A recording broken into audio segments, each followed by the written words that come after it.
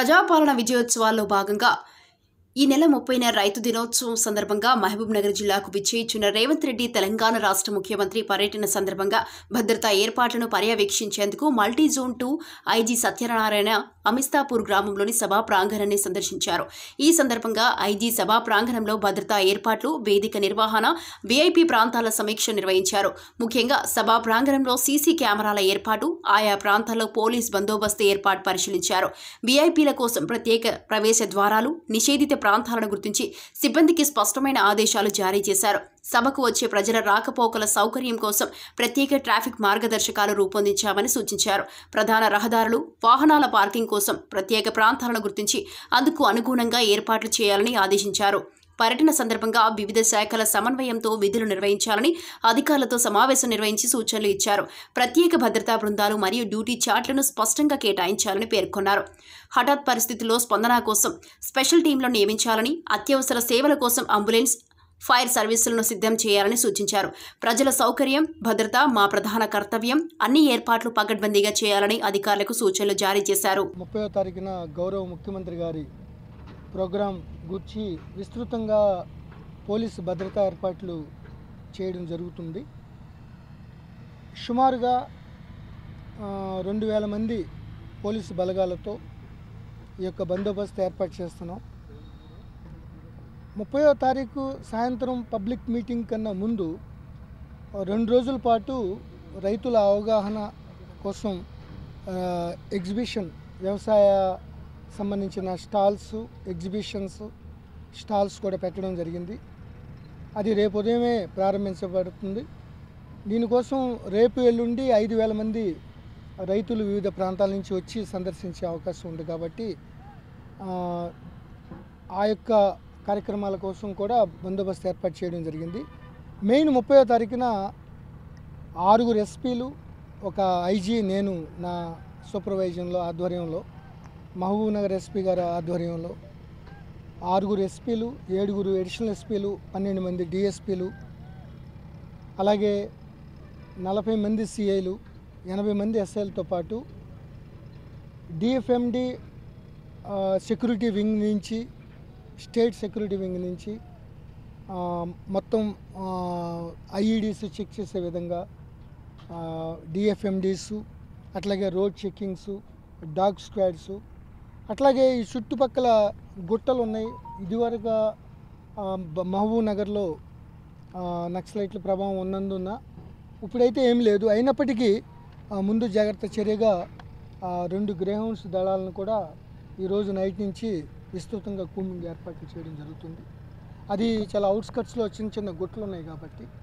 So ఇక్కడ ఏదైతే ఆ రోజు సుమారు 1,00,000 మంది రైతులు, మిగతా వారు ఈ మీటింగ్ హాజరయ్యే అవకాశం ఉంది. కాబట్టి అది కూడా ఈ భూత్పూర్లో మెయిన్ హైదరాబాద్ బెంగళూరు హైవేకి ఆనుకుని ఉండటం వల్ల ఇటు హైవే మీద వచ్చేవారికి కానీ, ఇటు మహబూబ్ నగర్ నుంచి వచ్చిన వారికి కూడా ఎటువంటి అసౌకర్యం లేకుండా, బై ద సేమ్ టైం గౌరవ సీఎం గారి మీటింగ్కి వచ్చే వాళ్ళకి కూడా ఎక్కడికక్కడ పార్కింగ్ ప్లేసులు ముందే నిర్ధారించి, వాటి వచ్చే బస్సులు కానీ, వెహికల్స్ కానీ ముందే వాళ్ళ ఏ పార్కింగ్ ప్లేస్లో పెట్టాలి అనే దాన్ని ముందుగానే నిర్ధారించి వాటి సైనేజెస్తో ఏర్పాటు చేయడం జరుగుతుంది.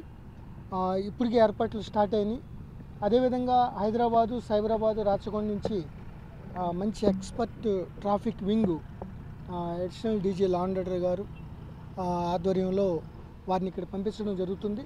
సో హైవేలో ఎక్కడ ట్రాఫిక్ జామ్ కాకుండా, అదేవిధంగా సబ్ రూట్లో ఇక్కడ వచ్చేవారికి ఒకేసారి బస్సులు అనేక జిల్లాల నుంచి మీటింగ్కి వచ్చే అవకాశాలు ఉన్నాయి. కాబట్టి ఎక్కడ కూడా ఎటువంటి ఇబ్బంది లేకుండా, ఎటువంటి అసౌకర్యం లేకుండా ఆర్ఎండ్బి, రెవెన్యూ, మిగతా డిపార్ట్మెంట్లు అందరితో సమన్వయం చేసుకుంటూ మహబూబ్ నగర్ ఎస్పీ జానకి గారి ఆధ్వర్యంలో ఈ యొక్క విస్తృతమైన బందోబస్తు ఏర్పాట్లు చేయడం జరిగింది. లగచర్ల విషయం గురించి ఎప్పటికప్పుడు మాకు వచ్చిన ఇన్వెస్టిగేషన్ల అప్డేట్స్ ఎప్పటికప్పుడు చెప్తూ ఉన్నాం. రకరకాల పిటిషన్లు ఆనరబుల్ గౌరవ కోర్టుల్లో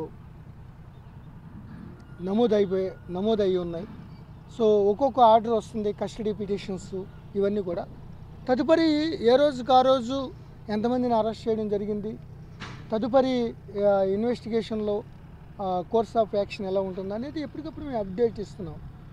సో ఊహాగానాలు వాళ్ళు ఎలా చేశారు వీళ్ళ ఆరోపణలు అని మీరే చెప్తున్నారు కదా, పలానా పార్టీ వాళ్ళు లేకపోతే వేరే వాళ్ళు ఆరోపణలు చేస్తున్నారు. ఆ ఆరోపణలే ఏదండి మన గ్రామం లగచర్లలో ఎట్లా అవుతుందండి? అది కాదండి. ఇప్పుడు ఫస్ట్ రోజున కొంతమందిని అరెస్ట్ చేయడం జరిగింది, 16 మందిని అరెస్ట్ చేయడం జరిగింది, మిగతా 35 మందిని వదిలివేయడం జరిగింది. ఈవెన్ అక్కడ ఉన్నా కూడా వీడియోల్లో వదిలివేయడం జరిగింది.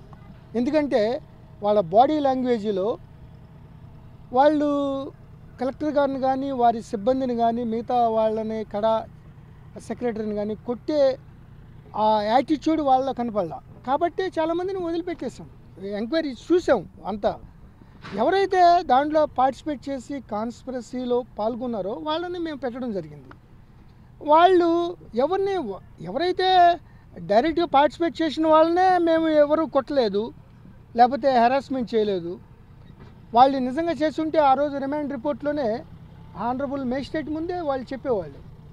ఎవరు చెప్పలేదు ఇట్లా పోలీసులు ఇట్లా మా మీద దౌర్జన్యం చేశారండి.